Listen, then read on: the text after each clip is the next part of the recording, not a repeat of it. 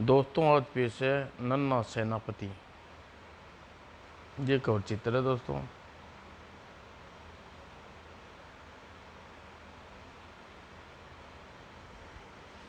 किसी गांव में एक गरीब बुढ़िया रहती थी। उसके इकलौते बेटे का नाम शक्ति। वह बड़े ही शांत स्वभाव का लड़का था। कभी किसी से नुकसान नहीं करता था, सभी से प्यार से बोलता। लेकिन दोनों माँ बेटे बड़ी कष्ट कष्ट गरीबी से कट रहे थे। एक वक्त की रोटी भी उन्हें मुश्किल से नसीब होती थी।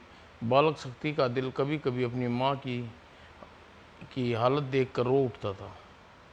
आह, पता नहीं कब मेरी माँ का कष्ट दूर होगा। काश मैं किसी तरह इसे खुश रख पाता।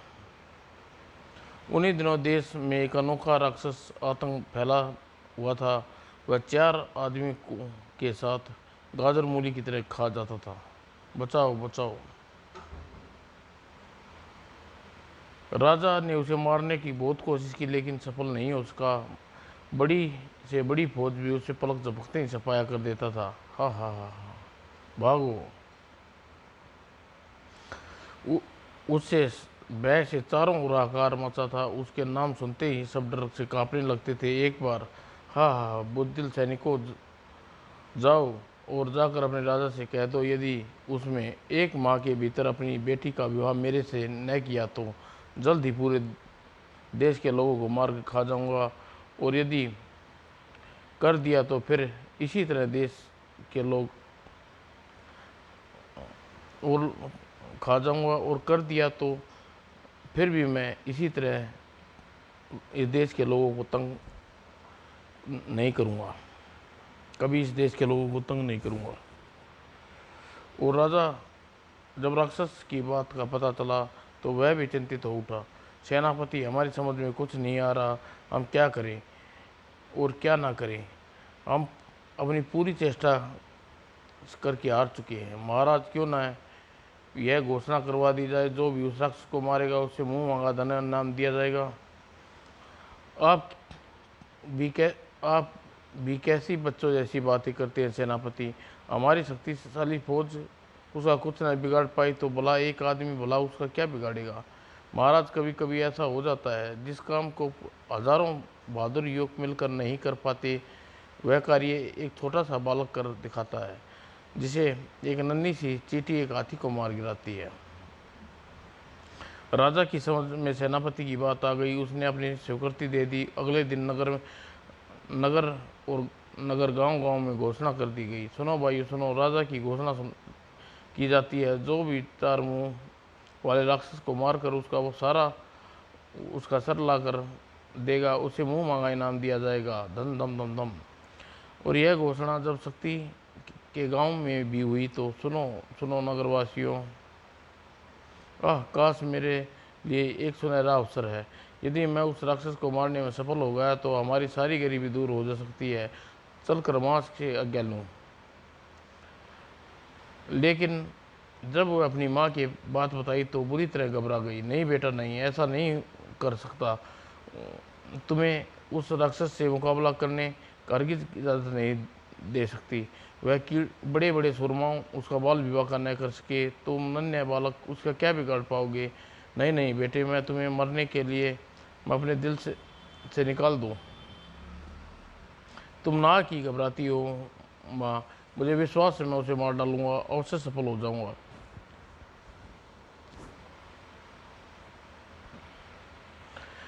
लेकिन बेटे, वह बड़ा ही बलवान है, वह दुष्ट राक्षस है, और तुम्हें नन्हे बच्चे होने के साथ साथ अकेले भी हो तो तुम्हें जानबूझकर मौत के मुंह में नहीं धकेल सकती। ऐसा मत कहो माँ, मुझे उससे मुकाबला करने दो की इजाज़त दे दो। मैं तुम्हारा दुख और नहीं देख सकता।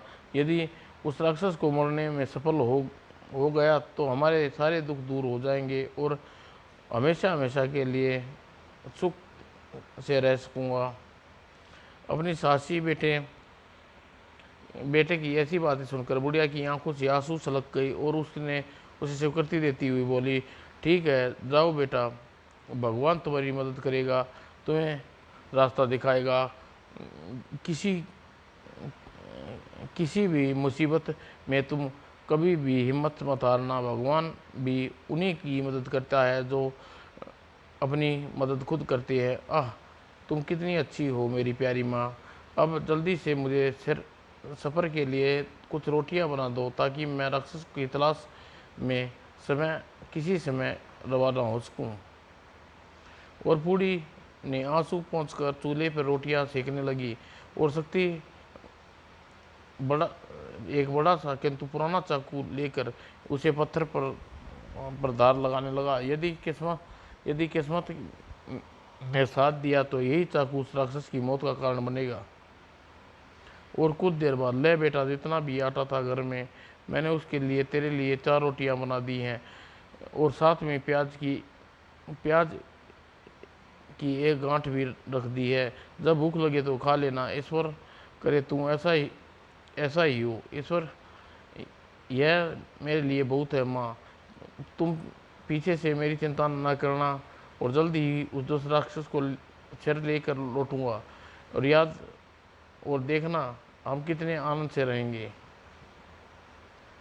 और शक्ति रोटी की पोटली कंधे पर लटका राक्षस को खोजने निकल पड़ा। और काफ़ी दूर चलने रहने के पश्चात वह भूख लगी। वह कुएं के चबूतरे पर बैठ गया, और पहली पोटली में रोटी निकाल कर खाने के पश्चात वह चाकू निकाल कर एक पत्थर पर घिस कर चमकाने लगा। जो भी राहगीर वहां से गुजरता, चाकू की धार लगाते देख पूछे बिना न रहता है, शक्ति यह क्या कर रही हो? पहले ही इतना तेज चाकू है, फिर इसे तेज क्यों कर रहे हो? इसमें बिजली सी चमक हुई तेज धार लाने के लिए। वह क्यों? 4 मुंह वाले काले राक्षस को मारने के लिए। और क्या आप उसे मारने में मेरी मदद करेंगे? अरे बाप रे! अगर वह भूतराज ने यह बात सुन ली तो वो तुझे में कच्चा चबा जाएगा। पगले, यह छोड़ो और घर जाकर काम काज अपनी माँ की मदद करो। बड़े से बड़ा उसका कुछ नहीं बिगाड़ सकता। तुम तो पिद्दी से बालक हो। कहकर राहगीर राक्षस से डरकर कांपते हुए अपनी राहत नाप लेते। लेकिन शक्ति सांस न डुला। उफ, लगता है गांव में वास करने वाले सभी बुज़दिल हैं। खैर, कोई बात नहीं, उस राक्षस को अकेला ही निपटूंगा। फिर शक्ति अपने मार्ग में आगे बढ़ गया, और चलते चलते एक वीराने स्थान पर पहुंचा, जहां उसे एक भयंकर नाग सामने खड़ा हुआ गया। प्रणाम नागराज। प्रणाम, लेकिन प्रणाम करने से पहले तुम बच नहीं पाओगे, क्योंकि बड़े जोर से भूख लगी है। तुम्हें बहुत है, और तुम बहुत समय बाद भूख मिटाने के लिए पहले इंसान मिले हो। ऐसा न कहिए नागराज, इस समय मैं बहुत आवश्यक कार्य पे जा रहा हूँ। यदि आपने मुझे खा लिया तो मेरी बूढ़ी माँ गरीब, दुखी और बोझ ढोते धोते हुए दम तोड़ देगी। कहकर शक्ति ने उसे सारी बात बताई। हाँ हाँ हाँ, अपनी जान बचाने के लिए अच्छा बहाना ढूंढा है, लेकिन तुम्हें आसानी से छोड़ने वाला नहीं हूँ। मेरी बात पर विश्वास कीजिए नागराज। मैं अपने वादा करता हूँ, राक्षस को मारकर अपनी माँ का इनाम दिलवाने के बाद मैं स्वेच्छा से आपके खाने के लिए हवाले कर दूंगा। नागराज का दिल उस नन्हे बालक की बात सुनकर आखिर पिघल गया। तुम मुझे बहुत बहादुर लगते हो बालक, इसलिए राक्षस को मारने के लिए मेरी पूरी सेना तुम्हारी मदद करेगी। तुम आगे चलो, मैं अपनी सेना लेकर तुम्हारे पीछे आता हूँ। आपका यह एहसान मैं कभी नहीं भूलूंगा नागराज। नागराज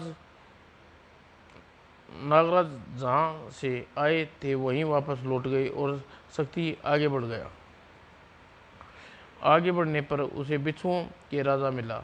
जब उसे खाना चाहा तो शक्ति ने अपनी सारी कहानी सुना दी, और दर्द भरी कहानी सुनकर बिच्छू राज का हृदय पिघल गया। वह बोला, ए सुनो ए साहसी बालक, उस राक्षस को मारने में मैं और मेरी तमाम सेना तुम्हारी मदद करेगी। आगे चलो, मैं अपनी सेना लेकर तुम्हारे पीछे आता हूँ। बहुत बहुत धन्यवाद बिच्छूराज, आपका यह उपकार कभी नहीं भूलूंगा। और बिच्छू के विदा लेकर आगे बढ़ा। आगे शक्ति को एक बार बारी बारी राजा चींटियों की रानी, लोमड़ी रानी, सियारों का राजा मिला। दुखी कहानी सुनाकर सभी ने उसकी सहायता देने का वचन दे दिया। अपनी अपनी सेनाएं लेकर लेने के लिए चले गए। शक्ति प्रसन्न होकर आगे बढ़ा गया। उसे मार्ग में मिलने वाले सभी पशु पक्षी कहानी सुनकर सहायता करने की प्रार्थना करता। गाय, बैल, सुअर, हाथी, ऊंट आदि सभी उसकी कहानी सुनकर सहायता के लिए आश्वास दिया। चलते चलते घने जंगल में पहुंच गया। वहां उसका सामना सिंहों के राजा से हुआ। उसकी कहानी सुनकर सिंहराज ने भी उसे सांत्वना देते हुए प्यार भरे स्वर में कहा, तुम चिंता मत करो बालक, मैं तुम्हारी मदद करूंगा। तुम आगे बढ़ो, जंगल पार एक बाग आएगा, तुम उसमें आराम करना, तब मैं अपने सैकड़ों साथियों के साथ वहां पहुंच जाऊंगा। सिंहराज से विदा लेने के बाद शक्ति फिर आगे बढ़ गया और जंगल पार करते ही एक बहुत बड़े बाग में पहुंचा। वहां मिर्च और कद्दू, मूली, बैंगन, गाजर, टमाटर इत्यादि लगे थे। दिन छुपने वाला था, अतः शांति की एक स्थान पर रोटी की पोटली खोलकर खाने के लिए बैठ गया। तभी पास में एक आवाज़ आई, ये बालक, कौन है तू और भयानक जंगल पार करके यहाँ क्यों आया है और कहाँ जा रहा है? आई, यह कौन बोल रहा है? यह आवाज़ किसी स्त्री की थी।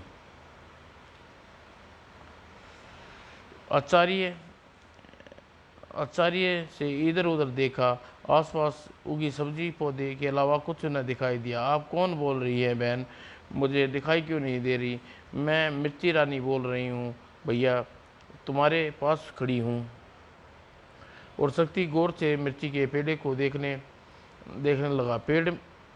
पेड़ पर मिर्ची रानी का चेहरा दिखाई दिया। ओह मिर्ची बहन, मैंने कभी सोचा भी नहीं था कि इस तरह तुमसे मुलाकात होगी। नन्हे भैया, मैं जब अब मुलाकात हो ही गई है तो अपनी बहन को यह बता डालो कि तुम इतने खतरनाक सफ़र करने कहाँ जा रहे हो। तब शक्ति ने अपनी सारी कहानी सुना डाली और उसकी कहानी सुनकर मिर्ची रानी को क्रोध से लाल पीली हो उठी। उसके पास लटकती कद्दू की बेल के कान में कहा, कद्दू भाई, हमें अपने गरीब भाई की मदद करनी चाहिए। हाँ हाँ, क्यों नहीं, तुम चिंता मत करो मेरे नन्हे भाइयों, तुम्हें राक्षस के सिर पर गिरा कर ही रहूँगी। तो भाइयों, तुम्हें मेरे राक्षस का सिर पर गिरा कर ही रहूँगी। और फिर कद्दू के होठ हिलते पुनः कहा, मिर्ची रानी, केवल हम दोनों ही नहीं बल्कि हमारी जाति बिरादरी के सभी मूली, बैंगन, टमाटर, घिया, गाजर इत्यादि सभी अपने भाई की मदद करेंगे। ठहरो, मैं अभी राजी करता हूँ। ओह, तब तो मज़ा आ जाएगा। और कद्दू ने बाग में लगी सभी साग सब्जियों की आवाज़ लगाई।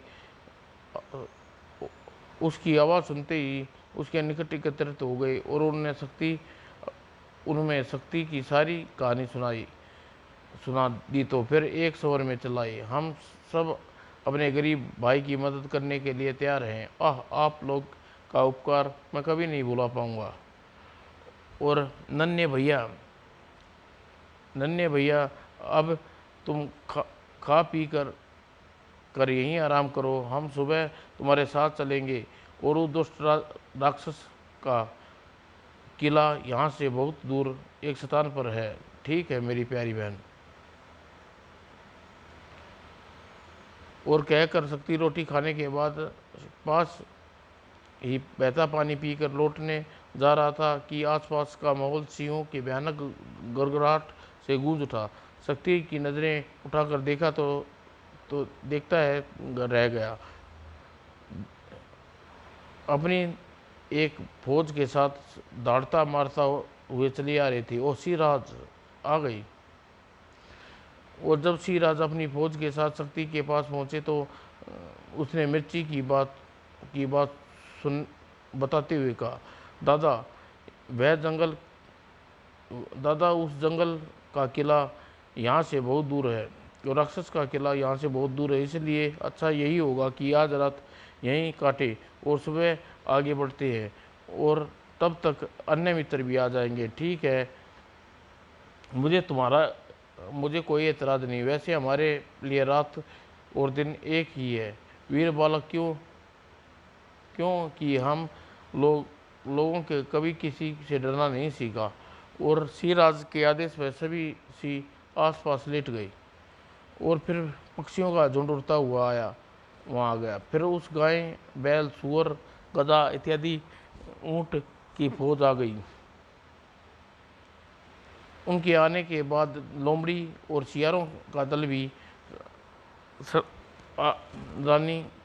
अपनी रानी के साथ वहाँ पहुँच गया। सबसे अंत में चींटियाँ आई और चींटियों और सांप और नागों की फौज। और जब रात हो गई तब उन सबको स्थान मिला वह सो गई।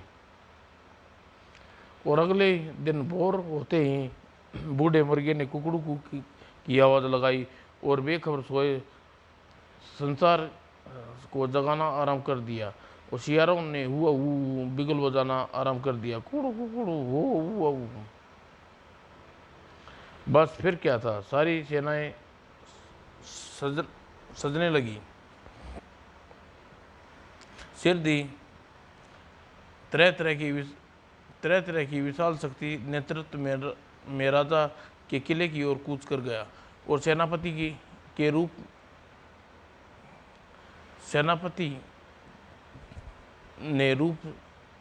ने शक्ति सबसे आगे चाकू लेकर चल रहा था और उसके पीछे सभी पक्षियों की सेना, फिर उसके पीछे फन हिलाते जीभ लपलपाते हुए सांप अजगर और नागों को पलटन। उसने पीछे रेंगते हुए बिच्छू की फौज, उसके पीछे कदम पर कदम चलने वाली लोमड़ी सियारों की सेना, उसके पीछे रसद ढोने वाले गधों और खच्चरों की पंक्तियां, कुल फिर कद्दू मिर्ची गाजर मूली बैंगन वीर सिपाही सवार थे और पीछे हाथी घोड़े ऊंट हिरण और विशाल सेना। ठीक दोपहर को जब ये विशाल करवा शक्ति के नेतृत्व में उसी देश के एक नगर में होकर गुजरा तो वहाँ के लोग एक करिश्मे को देखकर दांतों तले उंगलियां दबा ली। कुछ लोग शक्ति को प्रणाम किया, कुछ ने ईश्वर का करिश्मा बताकर आदर से भक्ति भाव से शक्ति के पैरों में माथा टिकाया। कुछ स्त्री पुरुषों ने अपने मकानों के दरवाजे की खिड़कियां के ऊपर से झांककर फूलों की वर्षा की। बहुत से लोगों ने अपने यहाँ विश्राम करने और खाने के लिए रोका ना भी चाहा, लेकिन वैनन्ना किंतु दृढ़ निश्चय वाला सेनापति वहाँ नहीं रुका और अपनी फौज के साथ नगर से निकलकर पहाड़ी एरिया की ओर बढ़ने लगा। 4 मुख वाले काले राक्षस का किला था, लेकिन चलते चलते अचानक शक्ति अपनी फौज के साथ रुक जाना पड़ा, क्योंकि तेज वेग से बहने वाली एक गहरी नदी थी। वीर बालक, इस तेज नदी को पार करने कम से कम हमारे बस की तो बात नहीं है। हम भी असमर्थ हैं छोटे भाई। शक्ति कुछ देर विचार कर एसएमएस में डूबा खड़ा रहा। फिर अचानक उसे दिमाग में विचार आया, साथियों चिंता करने की ज़रूरत नहीं है, हम सब मिलकर नदी पुल बनाएंगे। लेकिन कैसे? हाथी भैया आपकी सेना के साथ नदी में पेड़ गिराएं और मट्टी पत्थर इत्यादि ढोने का काम बंदर सियार भालू और वन मानव इत्यादि कर लेंगे। और लेकिन अगले ही पल अपने कामों में जुट गए। हाथियों ने नदी के किनारे खड़े पेड़ों को गिराना आरंभ कर दिया और कट्ठे कद्दू की बेल कूद कर गिरे पेड़ों को मजबूती से आपस में जोड़ने लगी ताकि कहीं खिसक कर बह न जाएं। और बंदर भालू सियार बनवा मिट्टी ढो ढो कर ऊपर डालने लगे और सभी पशु पक्षी अपने काम से जी जान में जुटे थे। देखते ही देखते पुल बनकर तैयार हो गया। मजबूती के लिए लंबे सांपों ने रस्सी पुल के ऊपर तनी ताकि पकड़कर आराम से पार कर सके। मित्र, पुल तैयार है, एक एक दल सावधानी से पुल पार करो। खतरे एक साथ बढ़ने में खतरा पेश आ सकता है। कुछ उड़ने वाले जीव तो उड़कर नदी की दूसरी तरफ गए, बाकी पुल के रास्ते ही नदी पार करने लगे। एक एक करके अंत में सब दल दूसरी तरफ पहुंच गए। रात हो चुकी है, इसलिए बुद्धिमान उल्लू हम आगे बढ़ने के लिए दिशा दिखाएंगे। और जुगनू दल चारों ओर बिखर जाओ, रोशनी दिखाओ ताकि कोई भी आगे बढ़ने में कोई असुविधा ना हो।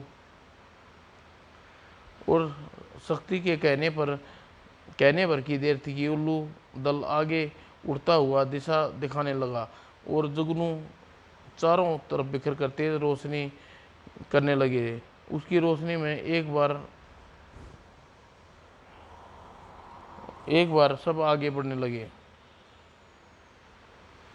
चलते चलते अंत में वे पहाड़ पर नीचे पहुंचे और उसके ऊपर राक्षस का किला था। पहाड़ ज़्यादा ऊंचा नहीं है मित्रों, यदि हम थोड़ी सी मेहनत करें तो आसानी से किले तक पहुंच जाएंगे। पक्षियों सब अपना बेले चोंचों में दबाकर पहाड़ के ऊपर चट्टान पर बांध दो, आओ उसके सारे हम आराम से ऊपर चढ़ सकते हैं। अच्छा शक्ति भैया। और पक्षी तुरंत बेलों को एक सिरा मुंह में दबाया और पहाड़ की चोटी के ऊपर उड़ गई और सिर दी बेलों के सिरे एक एक चट्टानों पर बांध दिए। सभी जानवर सारा ले लेकर ऊपर चढ़ने लगे। मेरे पीछे चलना, घबराना नहीं। और काफ़ी परिश्रम के बाद जब एक एक कर पहाड़ पर की चोटी के किले के सामने पहुंच गए तो सुबह हो चुकी थी। लेकिन किले का देखकर एक बार फिर सबके सामने समस्या खड़ी हुई, भीतर प्रवेश कैसे किया जाए। बहुत लंबा चौड़ा ऊंचा किला था, काले फौलादी पत्थरों से बना किला और चट्टानों सा लगता था और ऊंचे ऊंचे लोहे के नकुले दरवाजे बंद थे जिसे भीतर चार मुंह वाला राक्षस गहरी नींद लौटा रो रो खराटे मार रहा था। किले के भीतर प्रवेश करने का कोई मार्ग दिखाई नहीं दे रहा। पक्षी उड़कर भीतर पहुंच जाएंगे, लेकिन मुझे भी दीवार फांद कर भीतर पहुंचने में ज़्यादा परेशानी नहीं होगी, लेकिन हाथी घोड़े ऊंट शेर इत्यादि कैसे भीतर पहुंचेंगे। क्या सोचने लगे शक्ति भैया, क्या भीतर चलने का इरादा नहीं है? सोच रहा हूँ कि ऐसे मजबूत किले की किले को तोड़कर भीतर कैसे पहुंचा जाए, कम साधारण नहीं है। अपनी मंजिल पर आग पहुंचकर विवश हो जाऊंगा, यह मैंने सोचा नहीं था। अरे प्यारे नन्हे भाई, तुम बेकार में ही परेशान हो रहे हो। जैसे हम एक दूसरे की मदद से यहाँ तक पहुँचे हैं, वैसे ही किले के भीतर भी पहुँच जाएंगे। सुना, हम नागबाई दीवार के सारे ऊपर चढ़ते हैं और फिर बंदर वनवानों सा हम सेना हमारा सारा लेकर ऊपर चढ़ेगी और किले के भीतर पहुंचकर चुपचाप दरवाज़ा खोल देगी। बस भीतर पहुंचने ही सारी सेना को देर क्या लगेगी। हुर्रे, बात मैंने सोची ही नहीं थी। चलो दोस्तों, तुम लोग शुरू हो जाओ। और किंतु कद्दू और लौकी घिया की लंबी बेलें दीवार के सारे चढ़ने लगी और लंबे अजगर भी उस पर सरकने लगे। देखते देखते दीवार के नीचे सांप बेलों की रस्सियों पर झूलने और बंदर वनवानों सेना उनका सहारा लेकर ऊपर चढ़ने लगी। और फिर बंदर वनवानों की सेना ने अपने सरदार के साथ किले के भीतर पहुंचकर चुपके से किले का दरवाज़ा खोल दिया। दरवाज़ा खुल गया। अब भीतर चलो साथियों। राक्षस किसी भी हालत में बचना नहीं चाहिए। और किंतु तुरंत ही सारे पशु पक्षी कीड़े मकोड़े किले के भीतर प्रविष्ट हो गए। अगले पल उस स्थान पर पहुंचे जहां चारों वाला राक्षस भयंकर राक्षस लेटा हुआ खराटे भर कर वह रहा। दुष्ट साथियों, टूट पड़ो इस पे, उसे मौत के घाट उतार दो। और बस फिर क्या था, सारी सेना एक साथ मिलकर राक्षस राजा पर टूट पड़ी और सांपों अजगरों ने उसके हाथ पैर इस प्रकार जकड़ लिए जैसे वह किसी हिल भी नहीं सकता था। बिच्छुओं ने उसे विशाल शरीर में डंक मारना आरंभ कर दिया और बिच्छू और सांप ने अपना काम कर चुके थे। उसके बाद कद्दू लौकी उसकी छाती पर कूदने लगे और गाजर और मूली की वर्षा होने लगी और मिर्ची रानी पूरी सेना उसकी एकलौती आंख में घुस गई। मेरी आंख। और अब बारी आई थी हाथी और सिंहों की। हाथियों की शाबाश साथियों, चीथड़े उड़ा दो ये दुष्ट राक्षस के, लेकिन सर सही सलामत रखना। और हाथी ने और सिंहों ने अधमरा कर दिया और इस प्रकार पक्षी उस पर टूट पड़े। चेंच चेंच चेंच उन्हें अपनी चोंच मार मार कर उसकी आंखें फोड़ दी। और राक्षस अपने बचाव में के लिए कुछ नहीं कर पा रहा था। पक्षियों की फौज जैसे उस किसी के ऊपर से हटी तो सियार और लोमड़ी की फौज ने अपना करतब दिखाना आरंभ कर दिया और उसका मांस नोच नोच कर खाने लगी। और तब इस भय से लोमड़ी और सियार की सेना कहीं राक्षस का सिर को भी न खा जाए। शक्ति ने अपने शस्त्र में चाकू निकाला और तेज धार से उसके चारों सिर को धड़ से जुदा कर दिया। सियारों और लोमड़ी की सेना देखते ही देखते राक्षस का पूरा शरीर का सफाया कर डाला। राक्षस का बचे सिर को जिन्हें शक्ति ने काट कर अलग किया था। साथियों, हमारा उद्देश्य पूरा हुआ, लेकिन यह समस्या ये है सिर को राजा के पास ले जाने की। यह काम हम करेंगे वीर बालक। बस तुम पक्षियों से कहकर उन्हें हमारे ऊपर पीठ पर रखने में मदद करो। और तुरंत ही पक्षी की सेना मिलकर राक्षस का विशाल सिर उठाया और हाथी की पीठ पर रख दिया। घोड़े का सरदार बोला, भाई शक्ति, तुम बहुत थक गए होगी, अतः मेरी पीठ पर सवार हो जाओ, तुम्हें राजमहल पहुंचा दूंगा। बहुत अच्छा मेरे प्यारे दोस्त। और शक्ति घोड़े की सरदार की पीठ पर सवार हो गया और विशाल कपिला वापसी के लिए दौड़ पड़ा, लौट चला। और पहाड़ से उतरने के पश्चात नदी पार करने पर सब अपने अपने स्थानों पर पहुंचकर विदा मांगनी आरंभ की। मेरे अच्छे भैया, अब तुम जाओ, ईश्वर से प्रार्थना करूंगी तुम्हें हमेशा प्रसन्न रहे। मैं भी तुम्हारी कुशलता के लिए ईश्वर से प्रार्थना करूंगा। इसी के साथ नागराज, पक्षीराज, लोमड़ी, सिंह इत्यादि से विदा लेकर अपने अपने सेना के साथ घरों में वापस लौट गए। जब शक्ति हाथी की पीठ पर रखे राक्षस का सिर के साथ नगर में पहुंचा तो नागरिक राक्षस के कटे सिर को देखकर प्रशंसा से झूम उठे, नाचने लगे। राक्षस मारा गया, अब हमें कोई तंग करने वाला नहीं है। और नगर से होता हुआ शक्ति राजमहल के सामने जाकर रुका। राजा ने दौड़कर प्रसन्नता से सीने से लगा लिया। आह, तुम कितने बहादुर हो बालक, जो एक काम बड़े बड़े बली नहीं कर पाए वो तुमने कर दिखाया। ए बालक, तुमने उस दुष्ट को मारकर हम पर, हमारी प्रजा पर बड़ा उपकार किया। बोलो, बदले में क्या इनाम चाहते हो? महाराज, मैं और मेरी माँ बहुत गरीब है, हमेशा दुख उठाते रहे हैं। मैंने अपनी माँ को खुश रखने के लिए यह सब किया है, अतः आप जो भी खुशी से देंगे मुझे मंजूर होगा। राजा ने तुरंत अपने खजांची को कहकर मोहरे के 10 बड़े थाल शक्ति को दिलवा दिए, साथ ही एक सुंदर महल और रहने के लिए दे दिया। जाओ बेटे, आनंद से रहो। यदि फिर भी किसी वस्तु की आवश्यकता तो मेरे पास निसंकोच आ जाना। ईश्वर आपको हमेशा प्रसन्न रखे महाराज। और मोहरे से भरे थाल लेकर शक्ति घर के पहुंचा। माँ प्रशंसा से गले लगा ली। मेरे लाल, मेरे सचमुच कितना बहादुर है तू, अपनी माँ के लिए अपने प्राणों की बाजी लगाने से पीछे नहीं हटा।